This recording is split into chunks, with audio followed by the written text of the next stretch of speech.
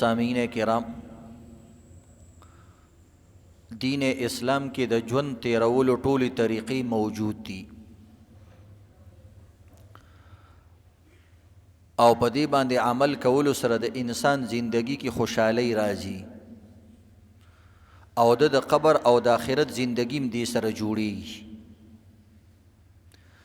د دین مثال د دنیا د پاره داسې دی لکه د بدن د پاره روح، سا او روح چې بدن کې کوم حیثیت لري دقه حیثیت په دې جهان کې او دنیا کې دین لري او د الله نوم لري.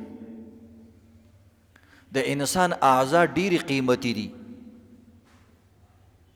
او د انسان اعضاء دنیا کې خرڅیږي، خرڅ ناجایز دی خو خرڅیږي.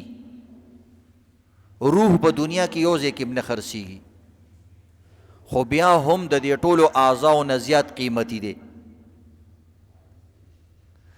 دغه شان د دنیا سیزونه انسان ته قیمتي ښکاري او د دین ورته څه قیمت نه ښکاري، خو دا دین د دې ټولو شیانو نه زیات قیمتي دی. ځکه څنګه چې روح د انسان د اعضاء د دې انحصار په روح باندې دی. روح چې وي نو دا چلیږي، چې روح نه نو دا نه چلی. دغه شان عزتمندو دنیا به اله چلی چې کله اسلام او د الله نوم باقی وي او چې د الله نوم ختم شي. الله وی اذا الشمس كورت واذا النجوم انكدرت واذا الجبال سيرت واذا العشار عطلت. وی زما د قسمی دا نور دا څومره رڼا ورکي دا به خپله رڼا پرېږدي که زما نوم ختم شو. دا ښایسته ګلالي ستوري ځلیدونکي پړقېدونکي به خپله رڼا هیره کي. دومره پریشر به په دوی باندې راشي. دا ښکلی آسمان، دا رنګین آسمان به ابوابه دروازې سوري سوري شي او دا ښکلی او بهترین ځمکه اذا زلزلت الارض زلزالها دا به لچېدل شروع شي، لچېږي به د الله د یرې نه. واذا الجبال سیرت، دا څومره ښایسته او وزني غرونه دي چې د دې نه تک لږ شان کاڼي رامات کړي نو دې باندې مزیدار سړکونه کلک جوړېږي، نو په خپله څومره مضبوط دي. خو الله وایي دا به د هوا په شان الوزي، روان به شي، داسې ګرځي به الوزي به او د پتنګانو په شان باندې به الوزي. نو دی وجې نه عزتمندو د الله نوم د دنیا د پاره داسې دی یا دین اسلام لکه څنګه چې د انسان د پاره سا او روح دی. نو روح څومره قیمتي دی دقه شان اسلام د هغې نه زیات قیمتي دی. نو چې اسلام ختم، اسمان ختم، ستوري ختم، نور ختم، ځمکه ختم او ته به هم ختمیږي.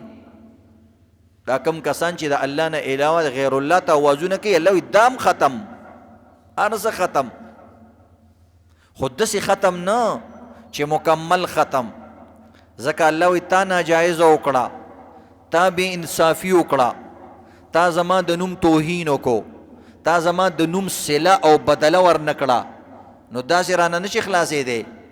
نو د دنیا شیونه مې د باندې حرام او ختم کړه او د دې بدنه بیا دوباره را پاسوم، د دې بدنه بیله بدلالم. ځکه د دنیا ټول سیزونه الله پیدا کړي، نو چې د دې ټولو سیزونو ورکوونکي ذات څوک خیال نه ساتي نو هغه له هم غوسه ورځي. الله وایي اذا عصیتو غضبتو، کله چې زما نافرمانی کیږي نو زه هم غوسه کیږم. کنه تاسو له غوسه نه درځي، په یو خبره باندې سړی زوی وجني، ښځه وجني، ښځه خاوند له بالغ په سر کیږي مړی کی. الله وایي واذا عصیتو غضبتو، نو چې زما بار بار داسې کارونه کیږي نو موږ له هم غوسه راځي. واذا غضبتو لعنتو، دنیا کې زما د غصې علامت دی چې زما لعنت راورېږي. لعنت وایي د الله د رحم چې څومره کارونه دي هغې نه به تل لرې. دنیا کې به ته څنګه معلومې چې ما باندې د الله غضب شته که نه، چې کوم ځای کې نیک کاري ښه کاري د هغې څه به ستا زړه نه کېږي، د هغې نه به تل لرې. دې ته وایي لعنت.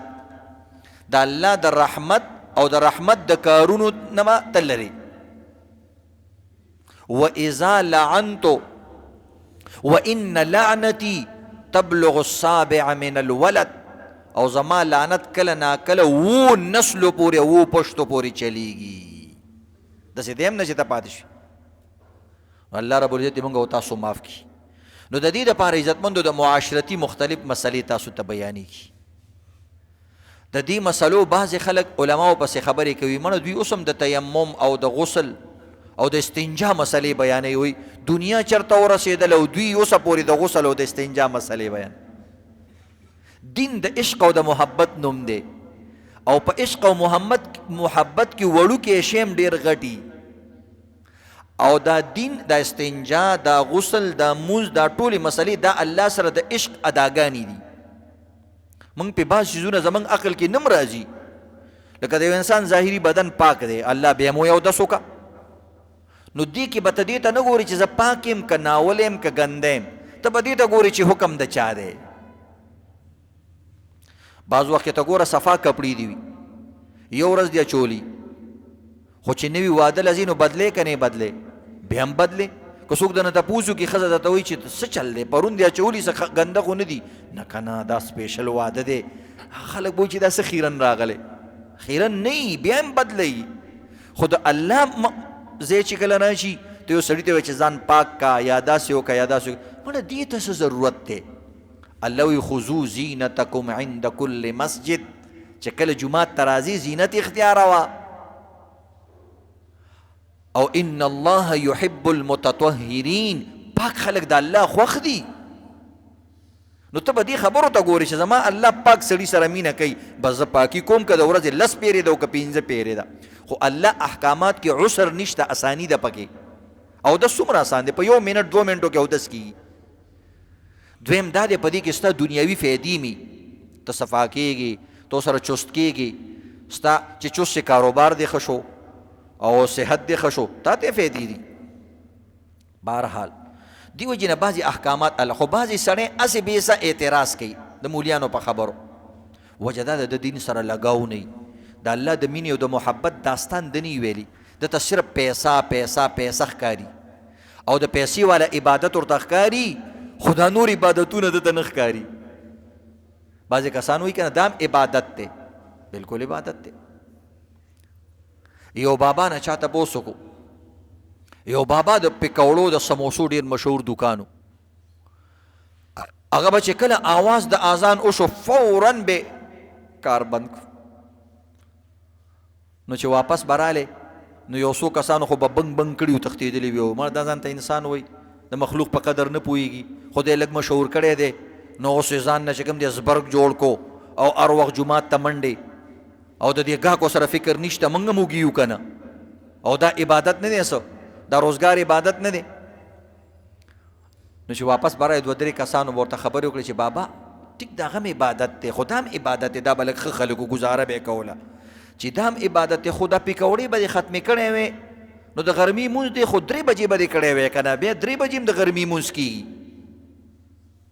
نو عبادت خو وروسته هم کېدو، او دا کار وروسته نه کېږي، ځکه خلک وږي دي همدا ټایم روټۍ خوري، روټۍ نه وروسته کېږي، خو مونځ خیر دی وروسته کا. نو هغه ورته او الله دله رزق درکوي، هغه ویل بېشکه بچی یو رزق دی او یو کامیابي ده. رزق د کامیابی صرف یو وړوکې شنظره ده، او هغه هم کله د کامیابۍ نه بغیر هم الله ورکوي. نو رزق خو الله ماله ډېر راکړی دی، خو دې اذان کې چې کوم آواز وشو حی علی الفلاح، هغه د مکمل کامیابۍ طرف ته الله ماته اشاره وکړه، او زما صرف رزق نه، زما مکمل کامیابی پکار ده. ګینې رزق به د سړی یو ناکام به، نو دی وجې نه چې آواز وشي چې حی علی الفلاح، پورا کامیابی طرف تراشه، نو زه ماته دا رزق نه ښکاري، دا ډېر دی، خو زما پورا او مکمل کامیابی پکار ده، چې اولاد دې پریشانه نه کي، د ښځې طرف نه پریشانه نه شي، حکومت طرف نه پریشانه نه شي، الله د ناراضي، بندگان د ناراضي، د دنیا مختلف مصیبتونو نه پامانې، زما خو دا کامیابی پکار ده. نو دی وجې نه عزتمندو صرف رزق ته عبادت مه وایئ، اصل عبادت دا دی چې الله تا ناراضي شي او دا د الله په آواز باندې آواز ورکول دي. ګینې که الله د باندې رزق دروازې بندې کړي، د خوشحالۍ دروازې در باندې بندې کړي، نو رزق به در سره او کامیابی او خوشحالي به در سره نه. زه اکثر نوم نه علمه چا پسې خبرې کوم، خو دا د عبرت یو خبره ده، نو نوم علم درته او د هغه څه توهین نه دی، خو صرف عبرت په طور باندې. په دې وخت کې په زمونږ پاکستان کې مالدارانو خلکو کې د پیپلز پارټۍ زرداری ډیر زیات مالدار سړی دی، دا ټول تاسو پیژنئ. او عزتمندو یو مشهور کس وی زرداری صاحب موږ له روټۍ کړې وه او د 20 قسمونه زیات خوراکونه تیار شوي وو. هغه ټیبل ته چې موږ وکتل، وی داسې خوراکي چېرته ما نه دي لیدلي په زندګۍ کې، دومره خوراکونه اعلی ډشز ما نه ولیدلي. موږ ټولو ته موږ پلیټونه راواغستو او د 15 قسمو کانو د هر څه نه ځان سره یو ډکره او لږ لږ کېغوستو، پلیټونه ځان ته سجاو کړه. زرداری صاحب هم رالی کېناستو، وی موږ ویل چې دله خو به کیدی شي د دې 20 کانو نه علاوه څه بیل خصوصي ډش تیار شوی. وی هغه ته یو مجمع راوړلی شوه، په هغې کې داسې وړو وړو کنډولي شانو، وړوکي داسې د سټیلو د پیالو په شان لوښي پراته وو، د پیالو په شان واړه واړه، او په هغه یو کې سپینې وریجې پرتې وي، اوبو کې ویشېدلې وریجې یا شولې وریجې، او دویمه کې بینډۍ پرتې وي، او دریم هغه کنډولي کې او هغه پلیټ کې صرف ساده ایشېدلې دال پراته وو بس، او نیمه روټۍ چپاتۍ. هغه رالی د هغې مخې ته کېغوستو او هغې نه لږه شان وخوړه، هغې هم ټولو نه خوړه، واپس لاړی. وی موږ ته تپوس وکړو چې تاسو پرهیز کوئ، د صحت به خیال ساتئ. بعضې کسان پرهیزونه کوي، وی ما ته وایي چې نه، دا ما باندې د دې نه علاوه د دې سپینو وریجو نه او د دې بینډو نه علاوه هر څه بند دي، هر څه را باندې بند دي. وی ما ورته ویل چې غوښه خو به خورئ؟ وی غوښه خو بلکل بنده ده. انسان په گوشتخور زناورو کې دی، اصل چیز د انسان دپاره غوښه ده، او چې غوښه او د انسان ډیره خوښه ده او چې دا د باندې بند دی، دا حالات دي. الله دې هغه لم صحت ورکړي، دی الله یو بنده دی او الله دې په نیکو روان کړي او الله دې سم کړي. او دغه رنګ عزتمندو خو زموږ دپاره ډېر لوی عبرت دی. دې وجې نه هغه کس وایي چې کله زه هلته نه رالم، وایي دا خو ما ته د سره پته نه وه چې دا روټۍ م لا نعمت دی. روټو ته خو موږ او تاسو سوچ هم نه کوو، په دواړو جامو یې خورو، بلکې الټه پکې نقص راوباسو، ماڼه روزانه کلول دي او کلول دي او کلول دي. او دا څنګه دی؟ قسم دی چې د باندې بند شي، کلولو پسې به دې سترګې راوځي، کرخې لوبیا پسې به دې سترګې راوځي. د روټۍ دا قطره چې د باندې بند شي که نه، او د دنیا هر یو شی د باندې کولاو وي، خصوصا زموږ پښتنو دپاره، ځکه دا روټۍ بیانو. ګینې بار ملکونو کې هغوی روټۍ ته نه ګوري، خو موږ ته ځان ته یو بو جوړ کړی دی. نو زمونږ دپاره چې صرف روټۍ د باندې بند شي او ورڅه خوري، خلک وایي یار لوی عذاب کې. زما دا زوی دی دا ریکارډینګ چې کوي، د باندې څه وخت کې څو کاله ډاکټر بدنه کړې وه. داسې مرضونه دي عزتمندو په دې جسم کې، په دې خېټه کې الله رب العزت ریشې پیدا کړي، ریشې نری نری تارونه، هسې تارونه لکه د ویښتو په شان تارونه، چې هغه تارونه دي نه غنم دې نه ازمېږي، د غنمو غټ طاقت دی هغه دې نه ازمېږي. یو مشهور مالدار کس وه چې غټه تقاضا کوله، د مینچو په شان تقاضا به ترې راپرېوته. دا دومره تکلیفونه کې خلک، نو الله هم دې معاف کړي. نو دې وجې نه عزتمندو د الله په روټۍ باندې م شکر وباسئ. پخواني بزرګانو به هر لقمې نه بعد، هر نوړۍ نه بعد، هر قپې نه بعد الحمدلله ویله، او د اوبو د هر ګوټ نه بعد به الحمدلله ویله. موږ خپل استادان لیدلي چې اوبه به اسکلي بسم الله، هر ګوټ نه مخکې بسم الله او هر ګوټ نه بعد الحمدلله. ځکه کیدی شي دا یو ګوټ اوس کې او بل ګوټ دې نصیب نشي، یا دا یو ګوټ اوس کې دا د فایدهمند شي او دا دویم ګوټ تا دپاره زار وګرځي او په پیپړو کې د ایثار شي او د پیپړو ټي بي درته جوړه شي. اوبه ضروریم دي، اوبه ضرریم دي. اوبو نه بغیر د دنیا یو نظام یو شی هم نه چلی. خو اوبه چې په کوم ځای کې ودرېږي هغه ځای هم ځان سره خرابوي. نو دې وجې نه عزتمندو دوه دعاګانې راغلي د اوبو. یو عالم نه چا تپوس وکړو چې د اوبو دوه دعاګانې ولې دي؟ شروع کې بسم الله، آخره کې الحمدلله. خو یو دعا ډېره ده که نه؟ وایي نه، یو د دې دپاره چې الله درته در ورسولی. که د اوبه الله پیدا کړی نه وی نو چېرته به دې کتلی؟ یا که صرف د واورې په شکل کې وی په غرونو باندې، نو راوړلی به دې څنګه؟ ملا به یې دله اوباتې کړې وې د اوبو صرف واورې به دې راوړې او ویلي کولې به. نو بسم الله په دې ووایه چې خدایه پاکه ستا په نوم راورسېده. زمونږ په واک کې خو صرف د اوبه پیدا کول هم نشته، بیا به دې څه کول؟ داسې ځایونه شته عزتمندو هلته خلک د ډنډ اوبه څکي. بلکې سعودي عرب غوندې ملک وګوره څومره ترقي یافته ملک دی، هلته زمونږ د دې اوبو په شان اوبه نشته، منرل واټر دي خو داسې اوبه نشته. یاره دې خوا دې زمونږ ملک کې بعض یو څو ته لاړ شه ترخي اوبه دي، سوچ کوه. او الحمدلله به د دې وجې نه وی چې اوبه دې په بدن کې واپس ایساري نشي، ټامبه نشي. که د اوبه د نه ونه وتلې او در کې ایسارې شوې نو کار دله ګوري. نو دا دویم ځل الحمدلله به دې وجې نه وی چې خدای پاکه ستا ډېره شکریه ادا کوم. یا الله دا اوبه خو مې اوس کلي، دا خو نعمتو خو اوس واپس وتلی یم لوی نعمت دی. که په بدن کې د ایسارې شوې کار دله ګوري. دومره موږ کمزور یو محتاج. نو دی وجې نه عزتمندو د شریعت په احکاماتو عمل کول دا د انسان دپاره داسې دي لکه د روح حیثیت. او په کم بدن کې چې وی دین نه یا قرآن نه وی دا د اوران کنډر په شان دی. اوران کنډر کې دیوان خپل کورونه جوړی. خلک وی پریشان یو دنیا ټول انګریزان ولی پریشانی؟ امریکې سره څومره دنیا ده، بیم دا ډونه دنیا قبضه کوي، کوي پیسه، پریشان دي که نه؟ ماړه نه دي، ظاهري خېټه باندې ماړه دي، ضمیر یې وږی دی. ضمیر او روح عزتمندو ګورې دا یاد لرئ دا په دین مړېږي. د هغې خوراک الله دا جوړ کړی چې دین وکړي. ته وګوره چې مونځ وکړي که نه، یا الله ستا ډېر شکر دی خدای پاکه چې دا اسلام دې راته نصیب کړی. اودس چې وکړي انسان ته خوشحالي میلاو شي نو مونځ خو ډېره لویه خبره ده. حالانکې اودس عبادت نه دی، مقصودي عبادت خو دی خو مقصودي عبادت نه دی. یعنې اس یو اودسونو باندې ثواب نه میلاویږي چې تر څو پورې دې پسې عبادت نه کړی، بلکې هغه د اوبو ضایع کول دي. نو یو غیر مقصودی عبادت چې ته وکړې دومره خوشحاله شي. مونځ خو مقصودي عبادت دی، الله ته سرکته کول. نو دین علاوه عزتمندو نور معاشرتي مسلې دي. یو څو مسلې درته بیانو چې د هغې نه لانجې جوړېږي کورونو کې. او لانجې چې جوړې شي بیا سړی عبادت ته مزګار نه وي، بس عدالتونو کې ګرځي، جرګو پسې ګرځي، تاویلې ماویلې کوي، غیبت کوي او د یو بل د راغورځولو کوشش کوي. دا ټینشن او دا جرګې د لانجې شی. یو مسله دا د عزتمندو عمرو له خلک ځي، د عمرې نه یو فیشن جوړ شوی دی. عمره ډېر لوی عبادت دی، شک پکې نشته. او ډېرې عمرې کول د نبي علیه الصلاة وسلام محبوب عمل دی، خو بطور فیشن نه، بطور عبادت.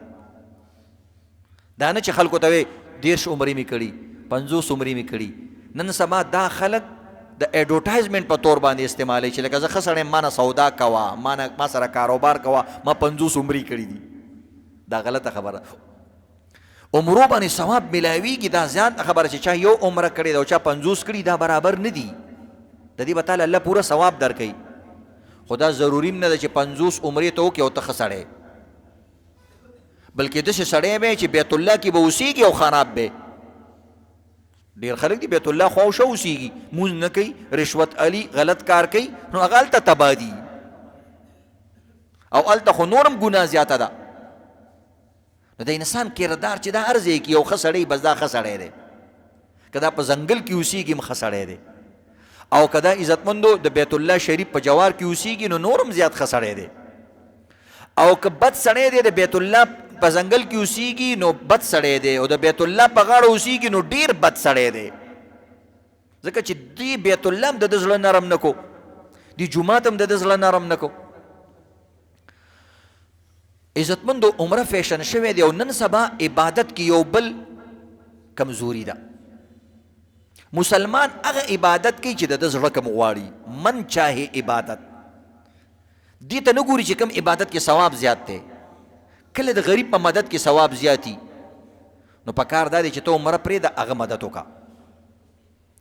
کله غریبانان نشته داسې چې مثلا د لوږې نه مري نو بیا عمره کې ثواب زیات دی بس بیا دا باندې مه کوو بس موږ د غریبانانو مددونه کوو بھئی هغه د ځان له کار دی عمره او حج ځان له کار دی دا هم کوه او هغه هم کوه بانې مه کوه دا هسې ستا بانې دي بیت الله سره دې مینه نشته الله سره دې مینه نشته نو به د غریبانو نوم الې یعنی که حساب ورسره وکړي چې څومره مدد دې دې کال کې غریبانانو سره کړی جی کوشش کوو نو صرف کوشش باندې خو ثواب نه دی که نه څومره دې کړی څه حساب کتاب وښایه چې موږ هم ترې لږ عبرت والو چې موږ هم شروع چې کوم خلک یې کوي د غریبانانو مدد هغه عمره هم کوي او هغه د غریبانانو مدد هم کوي او دا نور ارچاخانی او هسې عزتمندو کړتې کوي صرف او نور چې کوم کس نه کوي هغه دا ټول کارونه کوي عمرې کې عزتمندو دا دی د ښځو کې اوس یو رواج دی ښځې یو بل کې مفاخرت ډېر وي فخر ما عمرې کړي زه عمرې له ځم او زه مې خاوند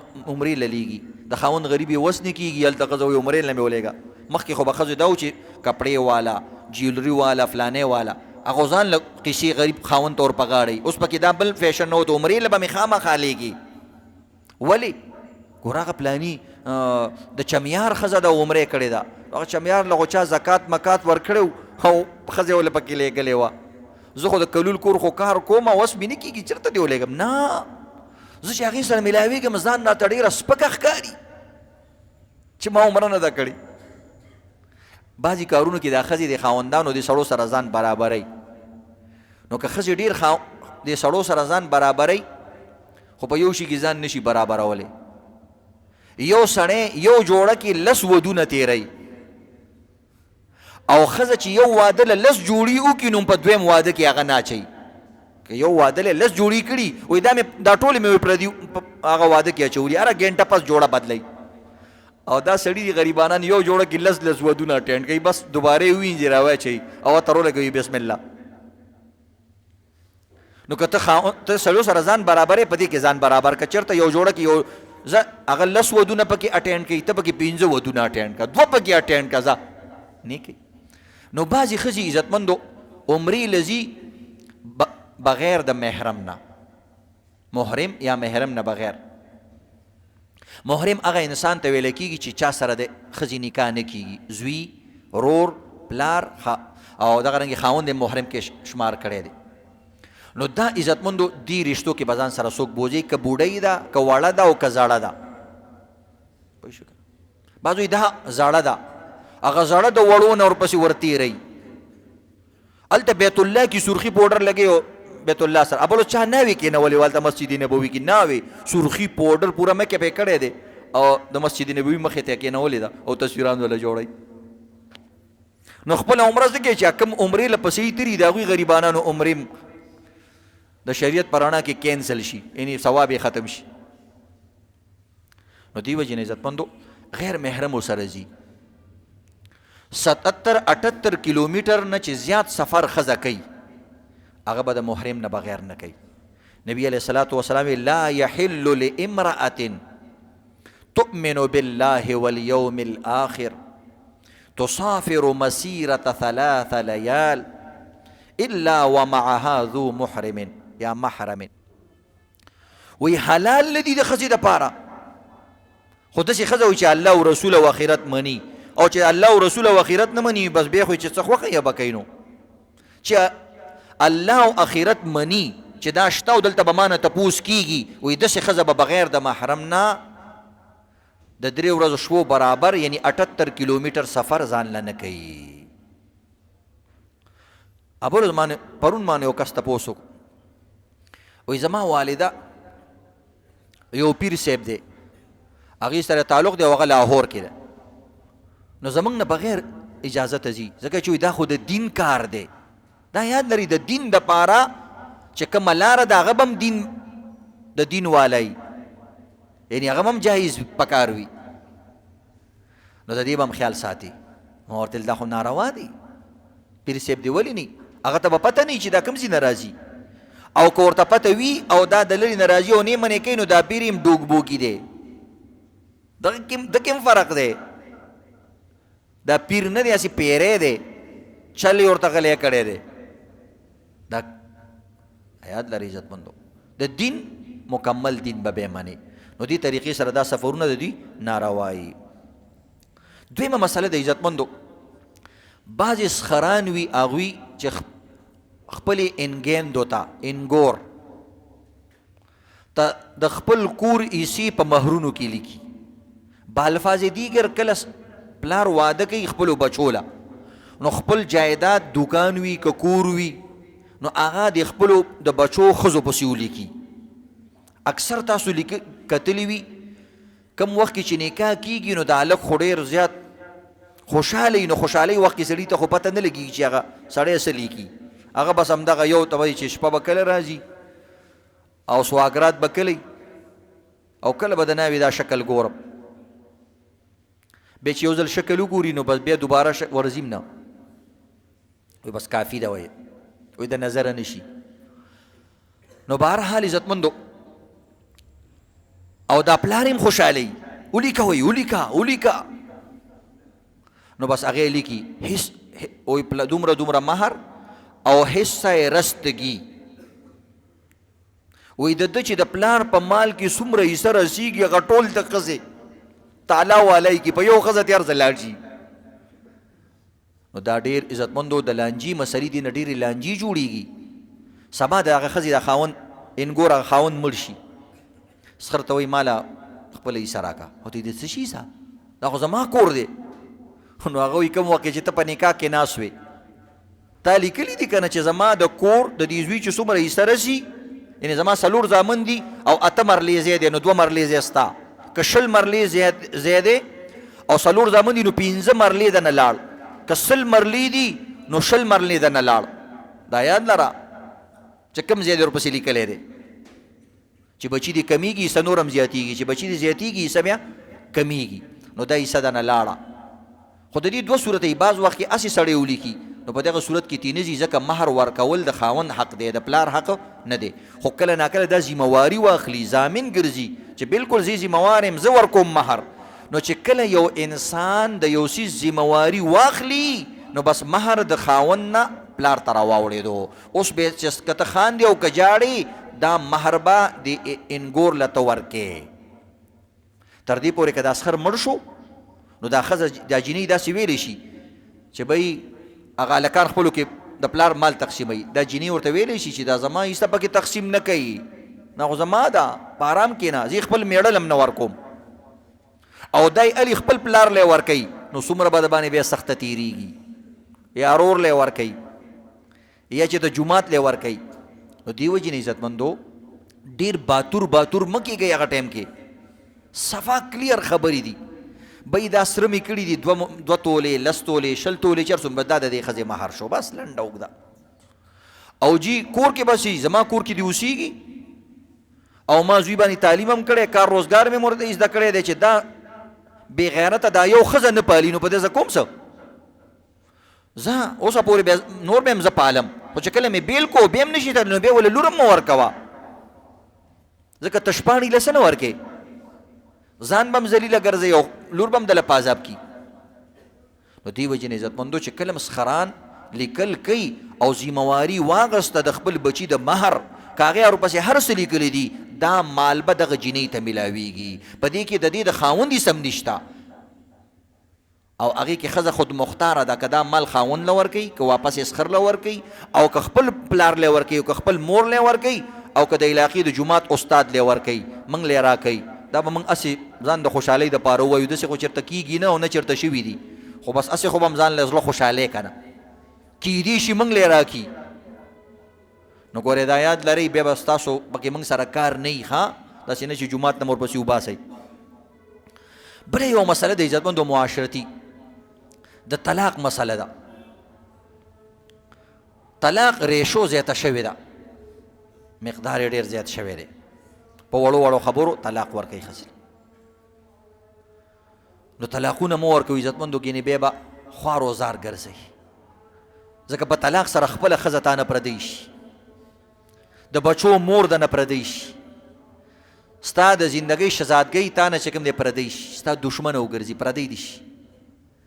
او ښځو له هم پکار دي چې خاوندان نه غوسه کوي، ګینې بیا به ټول عمر جاړه شي.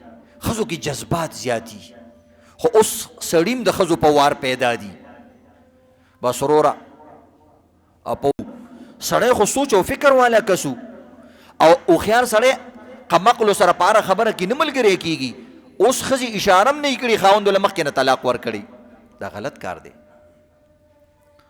طلاق صورت کې یو صورت داسې راشي بل خلک دروغجن شوي دي سړی طلاق ورم کو وی طلاق مې نه دی ور کړی دا یاد لره چې طلاق چا ورکو او مکمل طلاقونه ور کړ درې او قصه ختم کړه نو که د ټولي دنیا مفتیانه مرته وایي چې دا ښځه تاله جایز ده بیا هم جایز نه ده ځکه چې قصې ختمه کړې ده که نه ځکه هغه د الله په کتاب باندې طلاق شوې ده فإن طلقها فلا تحل له من بعد حتى تنكح زوجا غيره که طلاقونه مکمل کړه نو بس بیا حلاله نه ده د پاره بل چا سره به نکاح کوي بس د بل ښځه شوه قصه ختمه لاړه ده نو دی او بعضی کسان بعضی ښځې راشي وایي جی ماله خاوند طلاق را کړی مکمل طلاق یې را کړي خو خاوند نه چې تپوس وکړي هغوی ما نه دي ورکړي نو دې کې به بیا څه چل کوي دا ښځه به څه کوي دا خاوند به څه کوي خاوند له پکې دا دي چې د خدای نه ویریږي د ورځې آخرت نه ویریږي او دا ښځه د ده نه ده د ده بچي چې پیدا کېږي او ده ته پته چې دا زما ښځه نه ده نو دا حلال بچي خو نه دي که نه او عزتمندو اقرار وکړي دا او که اقرار نه کوي نو ښځې له دویمه لاره ده د ګواهانو البینة علی المدعي والیمین علی المنکر نبی علیه السلام وایي چې څوک دعوه کوي نو ګواهان به پیش کوي ښځې ته به وایي چې ګواهان پیش کړه هغه وایي جي هغه ټایم کې څوک نه و دا خو د شپې په قار شوی و د شپې اور اغستی و نو ما به ګاونډیانو ته ویلې چې راشه سړي اور اغستی نو موږ یو اور وخت کې خلک ګاونډیان راغواړي که نه چې یو څو بالټي اوبه پې اړولی وې خو بهرحال که ګواهان ښځې سره دوه سړي یا یو سړی دوه ښځه ګوایي ورکړي چې او دې سړي دا خبره کړې ده که سړی سل پیرې قسم خوري چې ما نه دی ورکړی بس ښځه ترې لاړه ښځه ترې لاړه دا ښځه به دې خاوند سره وخت نه تېروي که بالفرض ګواهان ښځې سره نشته داسې صورت راشي نو نشته ورسره نو بیا دې ښځې ته یقین دی چې ما له دې را کړې بعض وخت کې ښځې هم دروغ وایي وایي ما له طلاق را کړی دی نو موږ ته بعضې خلک وایي ګوره دا ښځه جاړي او مفتي صاحب ته ورته نه وایي چې بس ازاد دی موږ یو ښځو خو جړه زده ده که نه دا خو د دوی په کتاب کې د دوی اول نمبر سبق هم دا دی که سبا تا ته ووایي چې ستا ښځه راشي چې ما طلاق راغلی نه نشي زه خو دا کار نه کومه موږ ته هم پته ده ته دا کار نه کوې خو ښځه دې وایي چې دا کار یې کړی اوس به څه کې نو چې کله مسله راشي ځان فرض کوه چې دا داسې دی لکه چې ما سره دا کار شوی دی نو د دې وجې نه شریعت وایي ګواهان طلب کا که ګواهان نه او ښځې ته یقین وي چې مال طلاقونه را کړي مکمل یو خدای یو طلاق یې ورکړی هغې کې گنجایش ته واپسوي دوه طلاق یې ورکړي گنجایش ته هېڅ خبره نه ده خو چې درې طلاق یې مکمل ورکړي دي او منیم نه نو ښځې له پکار دا دی چې یا جرګه کمیټۍ ته لاړه شي یا عدالت ته رجوع کي چې دا طلاق یې مال را کړی دی او نه مني که بالفرض عدالت ته هم نشي تللی بعضې خلک دي نه عدالتونو چکرې نشي لګولی مجبوره ده ګواهان مو سره نشته خاوند سرکوز یې مني نه نو په دې دوران کې موږ ته چونکې پته نه لګي چې دروغ د چا دي نو خاوند سره د ښځه پاتې کېږي که پاتې کېږي نو دې کې ښځه بلکل ګناهګاره نه ده ټوله ګناه الا بلا برګردرې دې شادوله عرضې کې مولا مه یادوئ همدقه شادوله نو د ده په سر باندې دا ټوله ګناه ده ښځه دې کې ګناهګاره نه ده نو دا یو بله اهم مسله وي عزتمندو بعضی کسان عزتمندو یو معاشرتي خبره ته کوم اکثر دا کوم منځګزاري خلکي دوی کې دا لانجئ چې څه مسله ورته پیښه شي که نه و یار زه خو ډېر نیکي کومه او دا خلک ما سره بد کوي او زه چې خو ډېر نیک عمل کومه او زما زندگی دنیا کې بیا هم خرابه ده نو عزتمندو دا یاد لرئ نیکی کول عبادت دی نه چې تجارت دی نیکی کول څه شی دی دا عبادت دی تجارت د تجارت اصول دا دي چې ته چاله شی ورکې نو هغه به دله پیسې درکوي چې چا دله پیسې درکړي هغه له به شی ورکې تجارت اصول دا دي چې انویسټمنټ وکړي ګټه راځي او هغه ښکاري عبادت دا اصول نه دي عبادت د الله رضا د الله د خوشحالۍ د الله د پاره کولی نیکی کر دریا میں ڈال د نیکی اصول دا دي نیکی ته الله د پاره کې که بنده د پاره ټول وی الله د پاره نو بیا د بندګانو خوشحالي ولې غواړي چې ته د بندګانو خوشحالي غواړې نو دا د تجارت اصول دي. لکه چا نه چې کپړې والې میک اپ سیزونه تې والې نو سړی هم خوشحالي پیسې رالی ښځه هم خوشحالي ګاک هم خوشحالي جي میک اپ رالی. دا خو د تجارت اصول دي. د عبادت اصول دي د الله رضا. چې تا د الله رضا لپاره عمل وکړو چا سره د ښېګړه وکړه ښه دې وکړو او هغه تا سره بد وکړو ته به نه خفه کېږي ځکه تا کار د الله دپاره کړی او الله د نه خوشحاله دی. دومره د نه خوشحاله دی چې الله رب العزت به خپله بدله درکوي. خو بل سړی الله نه مجبوره کوي چې هلکه تا سره یې ښه کړي ته مو سره ښه وکړه. هغه وایي که ته یو سره کې وکړه نه کې خو د قیامت په ورځ به ستا د مینې د وجې نه تا د الله د مینې د وجې نه عمل کړی هغه سړی راټینګوي چې ګوره دې سړي زما په مینه کې دومره عمل کړی و تا سره یې ښه کړي او تا د دې په جواب کې د سره بد کړي نو ستا زما عاشق سره بد کړي لہذا نن به زه تعالی سزا درکوما. نو الله به ستا بدلالي الله یې ورته نه پرېږدي خو ته به دا نه کې چې ما سره یې څه وکړو. نو عزتمندو نیکي به داسې کې او ستا دپاره دا کافي. بعضې کسان معاشرتي او بده مسله ده کسان ډېر پریشان دي ډېر اخلاص سره کار کوم دي پلاني مارکیټ کې دکاندار سره او دا او جی مخه مې نه روانېږي. نو کله ناکله عزتمندو حرکت کې برکت وي. یو تجارت دی او 10 کاله دی وکړو څه ترې نه جوړېږي بس پرېږدی څه کې. یو مارکیټ دی او ډېره خواري دی وکړو څه د نه جوړېږي بس کیسې ختمه کا. ځای بدلولو سره کله ناکله ډېر فرق راځي. تاسو ګورئ که نه یو د اوبو بوتل دی منرل واټر هغه عزتمندو یو عام علاقه کې مثلا په 100 روپۍ میلاویږي. بیا دلته کوچي بازار کې په 110 میلاویږي کیسه خانه کې په 110 میلاویږي صدر کې 120 باندې میلاویږي په ایرپورټ باندې 150 باندې میلاویږي او په موټر وې باندې په 170 میلاویږي. اوبه یو شان دي بوتل یو شان دی ویلیو یې ولې بدله شوه ځای بدل شو. دقه رنګې حرکت سره چې کله ته بدل شي نو یو ځای کې به ځان نه بوتل شا نه جوړې داسې بوتل ځان نه جوړ کا چې یو ښایسته شوکیس کې پروت دی نو ستا حیثیت به بې بدل شي. نو کله ناکله حرکت کول پکار دي. کاروبار بدل کا ځای بدل کا نو ستا ویلیو به پخپله باندې بدل شي. نو د دې څیزونو خیال کول پکار دي. بله یو مسله د عزتمندو دې کې دو طرفه زیاتیانې کېږي. بعضې والدین داسې دي اولاد سره زیاتي کوي او بعضې اولاد داسې دي والدین سره زیاتي کوي. دا هغه والدین او بچی دي چې کوم د چا مور او پلار مالدار دي مثلا مال لري جایداد لري او مارکیټ دکانونه لري دا ټول سیس قبضه کړی دی. ټیک ده چې کوم سړی د څه شي مالکي هغه ټول د دي دا ځان له خبره ده. پلار چې ژوندی وي او کوم شی نه هغه ګټلی دي په دې کې د چا مو سره حصه نشته د یو بچي مو سره پکې فلحال حصه نشته. حصه به هله راځي چې د دا 2 سترګې پټې کي او خپې اګرې ته کي نو هغې نه پس به دې کې ستا حصه پیدا کېږي د دې نه مخکې پکې ستا حصې نشته. خو بعضې والدین دا پیسې خلک چا دپاره ګټي عزتمندو وایي د بچو دپاره نو هغه بچي خو د خوار پار ګرځي که نه